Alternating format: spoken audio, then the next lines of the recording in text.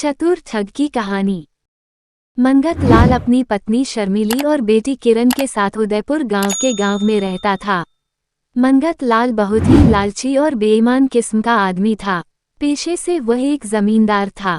वो हर वक्त लोगों से ठगई करता रहता और अपनी जेब भरता रहता। पैसों से उसे इतना मोह था कि वो उन्हें खर्च करने से पहले 100 बार सोचता। एक दिन शर्मिली मंगत लाल से कुछ पैसे मांगते हुए बोली, शर्मिली, सुनिए जी, जरा मुझे कुछ पैसे और गहने दे दीजिए। मुझे अपने भाई की शादी में जाना है। मंगत लाल कहता है, क्या तुम हर वक्त मेरे पैसे उड़ाने में लगी रहती हो? और तुम्हें पैसे किस लिए चाहिए? पैसे कितनी मुश्किल से कमाए जाते हैं, जानती भी हो। शर्मिली हाँ हाँ जानती हूँ, कितनी मुश्किल से कमाए जाते हैं। मन ही मन कहती है, लोगों से लूटते जो रहते हो, पर मुझे कुछ पैसे दे दीजिए ना। मंगत लाल, मेरे पास कोई पैसे वैसे नहीं है और तुम मत जाओ किसी शादी वादी में। शर्मिली के काफी मांगने पर भी मंगत लाल उसे पैसे नहीं देता है और शादी में जाने को भी मना कर देता है। इसके बाद मंगत लाल घर से बाहर ठगई करने के लिए निकल जाता है। उसके साथ हमेशा एक तोता रहता था जो उसके कंधे पर बैठा रहता था। मंगत लाल, अरे, इस तोते के खर्चे बहुत बढ़ गए हैं। दिन भर बस खाता ही रहता है, किसी काम का नहीं। चलो अभी इसे कुछ काम पर लगाता हूँ। इतने में उसे सामने से बिरजू डाकिया बैंक से पैसे लाते हुए दिखाई देता है। मंगत लाल उसे अपनी ठगई के जाल में फांसने के लिए जोर से बोलता है, मंगत लाल, तोते, जाओ और बस स्टैंड पर बस वाले से कहना कि मैं थोड़ी ही देर में वहां पहुंच रहा हूँ, तब तक बस को रोके रखना। मंगत लाल के ऐसा कहने पर तोता तुरंत बस स्टैंड की तरफ उड़ जाता है। ये देखकर बिरजू डाकिया को लगता है कि सच में ये तोता अपने मालिक की बात मान रहा है। बिरजू डाकिया, वाह भाई साहब, क्या ये तोता आपकी बात सच में मानता है? मंगत लाल, हाँ यह मेरा दुलारा और आज्ञाकारी तोता है। बिरजू डाकिया मन ही मन सोचते हुए, ये तो मेरे बहुत ही काम का है। वैसे भी मैं दिन भर साइकिल चलाते चलाते थक जाता हूँ। यह मेरा काम बहुत ही आसान कर देगा। मंगत लाल, अब आप क्या सोच रहे हैं? देखो, इस तोते को खरीदने के बारे में सोचना भी मत, क्योंकि यह मेरा आज्ञाकारी तोता है और मैं इसे नहीं बेचूंगा। बिरजू डाकिया, अरे भाई साहब, ये तोता मुझे दे दीजिए, मैं इसके अच्छे दाम आपको दे दूंगा। मंगत लाल साफ मना कर देता है। इससे बिरजू डाकिया को और भी यकीन हो जाता है कि यह एक आज्ञाकारी और होनहार तोता है, तभी तो मंगत लाल उसे नहीं देना चाहता। बिरजू डाकिये को तोते की काबिलियत काफी पसंद आई और वो उसे हर कीमत में लेना चाहता था। इसलिए उसने इस बार तोते की कीमत को बढ़ाकर कहा, बिरजू डाकिया, भाई साहब, ये तोता मुझे दे दीजिए, मैं आपको इसके 200 रुपए दे दूंगा। मंगत लाल, क्या 200 रुपीज? नहीं नहीं, मैं इस चतुर तोते को इतने कम दाम में तो बिल्कुल भी नहीं दे सकता। बिरजू डाकिया, अरे भाई साहब, ऐसा ना कहो। अच्छा ठीक है, आप ही बताओ कि आप इसे कितने में बेचना चाहते हो। मंगत लाल, कम से कम 1000 रुपीज। हालांकि यह भी कम ही है, लेकिन मैं 1000 रुपए में ये तोता तुम्हें दे सकता हूँ। इतने में तोता वापस आ जाता है और मंगत लाल के कंधे पर बैठ जाता है। मंगत लाल के 1000 रुपए मांगने पर बिरजू डाकिया थोड़ी देर तक सोचता है, लेकिन तोते की काबिलियत से बिरजू डाकिया बहुत प्रभावित हो चुका था। इसलिए वह कहता है, अच्छा ठीक है भाई साहब, मैं आपको इसके 1000 रुपए दे सकता हूँ, लेकिन क्या ये तोता मेरी बात मानेगा? मंगत लाल, हाँ जरूर। अब तक यह मेरी बात मान रहा था, लेकिन अब तुम इसके मालिक हो। मैं इसके कान में यह बात कह देता हूँ, इसके बाद ये तुम्हारी ही बात मानेगा, मेरी नहीं। मंगत लाल एक ठग था, इसलिए वह दिखावा करते हुए तोते के कान में हल्की सी फुसफुसाहट करने लगता है। इसके बाद बिरजू डाकिया उस तोते को कंधे पर बैठाकर वहां से जाने लगता है।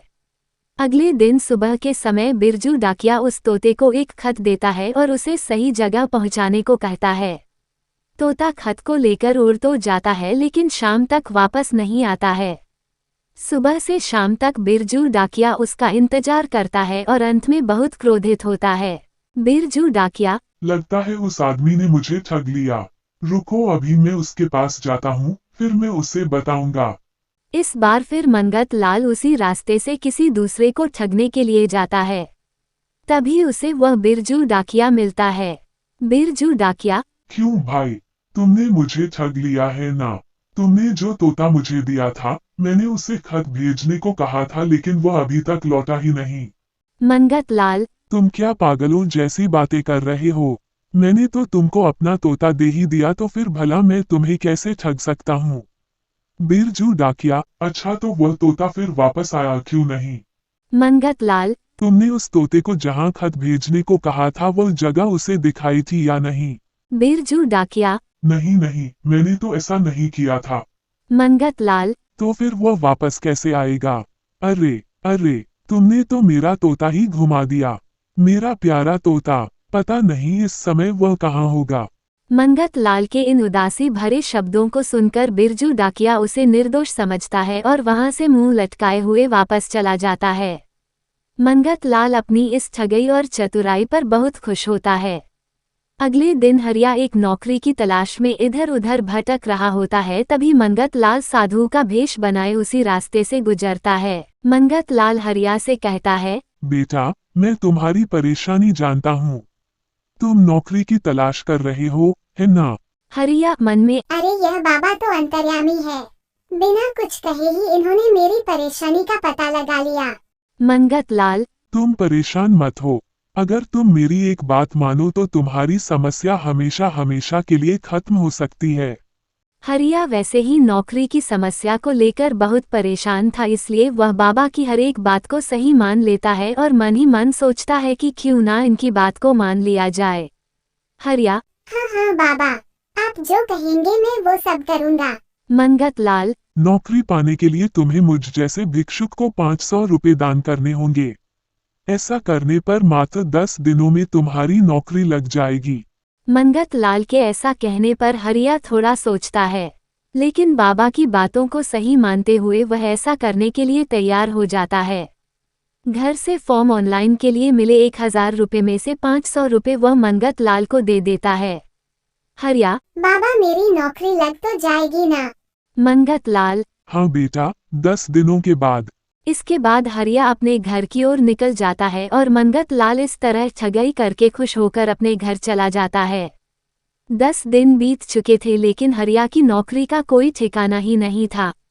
वो बहुत क्रोधित होता है और उस बाबा को ढूंढने के लिए निकल जाता है, लेकिन वह असली बाबा हो तब ना मिले।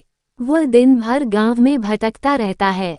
फिर एक दिन एक बिल्डर उसी गांव में आता है और सभी गांव वालों को अपना ऑफर बताता है। बिल्डर, आप सभी लोगों के लिए एक सुनहरा ऑफर है।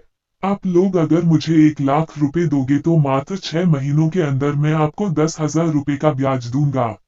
मंगत लाल, क्या तुम सच बोल रहे हो? कोई धोखा तो नहीं दोगे? बिल्डर, नहीं नहीं साहब, मैं आपको कोई धोखा नहीं दूंगा। आप चाहे तो सबूत के तौर पर मेरा चेक ले सकते हैं। मंगत लाल के मुंह में पानी आ जाता है और वो इस सुनहरे ऑफर को मानते हुए बिल्डर को 5 लाख रुपए दे देता है।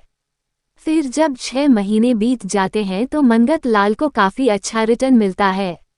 उसे बदले में काफी पैसे मिलते हैं, जिससे देखकर वो बहुत खुश होता है।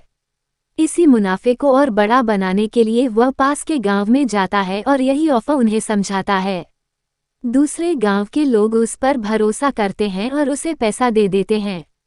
वो बदले में सबूत के तौर पर एक चेक साइन करके देता है। जब मंगत लाल घर आकर पैसों को गिनने बैठ जाता है तो शर्मीली कहती है, जब मैं आपसे पैसे मांगती हूँ तब तो आपके पास पैसे होते नहीं है, लेकिन अब इतने पैसे आपके पास कहाँ से आए? मंगत लाल, तुम मेरे पैसों को नजर क्यों लगा रही हो? क्या और कोई काम नहीं है तुम्हारे पास? जाओ यहाँ से और मुझे मेरा काम करने दो। जैसे ही मंगत लाल का दिया हुआ समय पूरा होता है तो मंगत लाल बैंक जाकर अपने खाते को बंद करवा देता है। उसके बाद दूसरे गांव के लोग उस खाते से पैसा नहीं निकाल पाते। गांव के लोग मंगत लाल पर बहुत गुस्सा करते हैं और उसे ढूंढने के लिए गांव में आते हैं, लेकिन वह नहीं मिलता। मंगत लाल, मैं अब बहुत ही अमीर बन गया हूँ। इससे आसान तरीका शायद पैसे कमाने का हो ही नहीं सकता। अब मैं एक रईस जीवन जी सकता हूँ। इधर दूसरे गांव में वही बिल्डर जाता है और अपना ऑफर रखता है। गांव वाले पहले ही इस ऑफर के वजह से काफी नुकसान में डूब गए थे। बिल्डर के ऑफर रखते ही गांव वाले क्रोधित हो गए और बिल्डर को बुरी तरह से पीट दिया। बिल्डर, लेकिन मैंने तो ऐसा नहीं किया। मैं तो आपको एक सुनहरा ऑफर बताने आया था और मैंने तो इस गांव में पहली बार प्रवेश किया है। काफी समझाने के बाद भी गांव वाले उस पर भरोसा नहीं करते।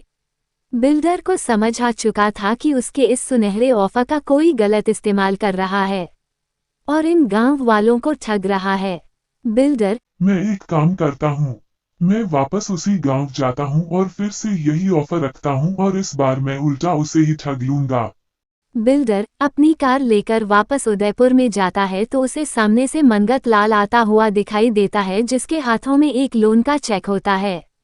बिल्डर, अच्छा, तो ये वही आदमी है जो इस सुनहरे ऑफर का गलत इस्तेमाल कर रहा है। बिल्डर, रुकिए सर, इस बार हम आपके लिए एक और नया ऑफर लेकर आए हैं। मनगत लाल, हाँ हाँ, बताइए क्या है नया ऑफर। बिल्डर, इस बार हम केवल 1 महीने में आपको 20,000 रुपए ब्याज देंगे। मनगत लाल मन में ये तो बहुत ही बम्पर ऑफर है। चलो, मैं अपनी जमीन और बचे हुए सभी पैसे एक साथ लगा देता हूँ। इसके बाद मैं बहुत ही अमीर हो जाऊंगा और अपनी बेटी की बहुत अच्छे से शादी करूंगा। ये सोचते हुए वह अपने घर की तरफ जाता है और जमीन की सारे कागज और पैसे लेकर बिल्डर के पास आता है। बिल्डर, आपका इतना बड़ा इन्वेस्टमेंट करने के लिए बहुत बहुत धन्यवाद। देखना, आपको बहुत बड़ा रिटर्न मिलेगा, इंतजार करिएगा। इसके बाद बिल्डर एक चेक साइन करता है और उसे मनगत लाल को दे देता है। बिल्डर अपनी कार लेकर चला जाता है और सीधा बैंक जाकर अपने उस खाते को बंद करा देता है। इधर समय पूरा हो जाता है और मनगत लाल अपने घर में बैठकर खूब सारे पैसे आने का इंतजार कर रहा होता है। 10 दिन और बीत जाते हैं। इसके बाद वह बैंक जाकर पैसे निकालने की कोशिश करता है तो बैंक कर्मचारियों के द्वारा पता चलता है कि वो खाता 10 दिन पहले ही बंद हो चुका है। ये सुनकर वह बैंक के बाहर सर पर हाथ रखकर बैठ जाता है। मनगत लाल, हे भगवान, आज तो मैं ठग गया। इसने मुझे पूरी तरह से ठग लिया। लोगों को मैंने थोड़ा थोड़ा करके ठगा, लेकिन इसने मुझे एक बार में पूरा ठग लिया। रोते रोते मनगत लाल घर चला जाता है। मनगत लाल का उदास चेहरा देखकर शर्मिली और किरण दोनों उसकी ओर देखती है। तभी शर्मिली पूछती है, क्या हुआ? मनगत लाल अपने साथ हुए सारे हादसे को विस्तार से समझाता है। शर्मिली, अच्छा हुआ तुम्हारे साथ, तुम लोगों को ठगा करते थे और आज खुद ही ठग गए। अब मैं भी मायके जा रही हूँ बेटी को साथ लेकर और तुम्हारे साथ अब कभी नहीं रहूंगी। शर्मिली और किरण को घर छोड़कर जाते हुए देख मनगत लाल उन्हें रोकने की कोशिश करता है, लेकिन शर्मिली नहीं रुकती।